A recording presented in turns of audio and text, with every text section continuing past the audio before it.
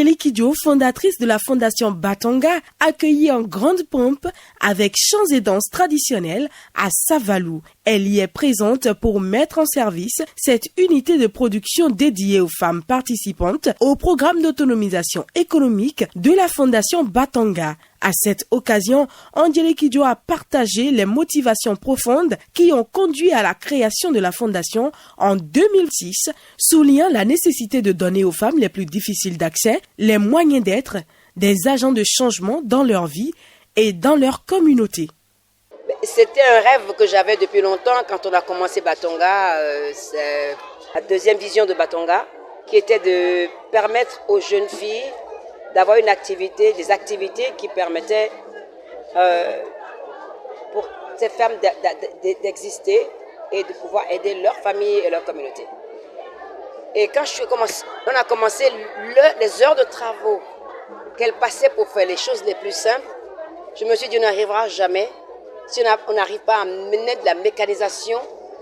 On commençait à amener de la mécanisation et de l'agrémentation dans le travail qu'ils font pour qu'on puisse vendre les produits qu'elles produisent dans leur village, à Cotonou et au-delà du Bénin. Et j'en ai parlé et puis on a dit ouais, on va faire ça. Et je me suis dit, j'espère que ça ne va pas être un vœu pieux. On en est là aujourd'hui. Et rien que de voir ça, moi, ça m'émeut énormément. J'aimerais que tout le monde au Bénin comprenne que si on aide nos enfants, quel que soit leur genre, ils y arriveront. Ils n'auront pas envie d'aller prendre un bateau pour aller mourir dans la mer quelque part là-bas ou pour aller construire la richesse des pays riches qui après se retournent contre nous.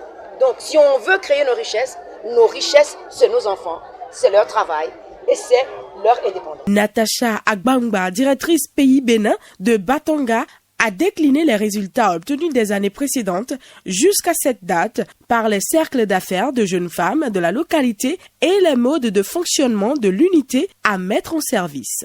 Cette unité de production, c'est une promesse faite par non seulement la fondatrice, mais également la directrice exécutive. Si vous vous rappelez, elle était à Savalou entre-temps et les conditions de production du gari n'étaient pas les meilleures.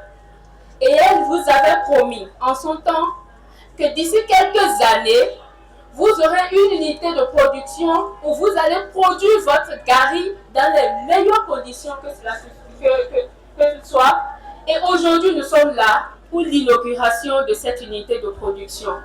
C'est une vision partagée, une mission d'ensemble.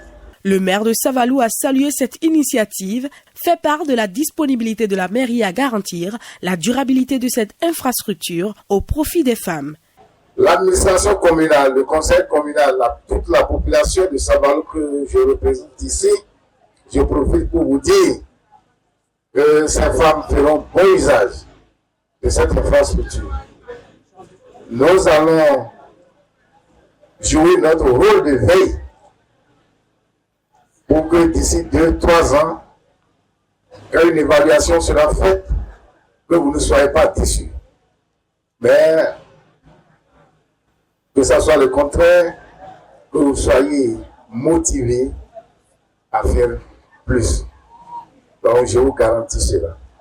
Merci. Un vibrant hommage collectif a été rendu à Angélique Kidjo qui a reçu une distinction spéciale de la part des femmes participantes, témoignant de leur reconnaissance collective pour son combat en faveur de leur autonomisation économique. Par cette action concrète, la Fondation Batanga confirme qu'au-delà des discours, l'autonomisation économique des femmes repose sur des actions concrètes et durables.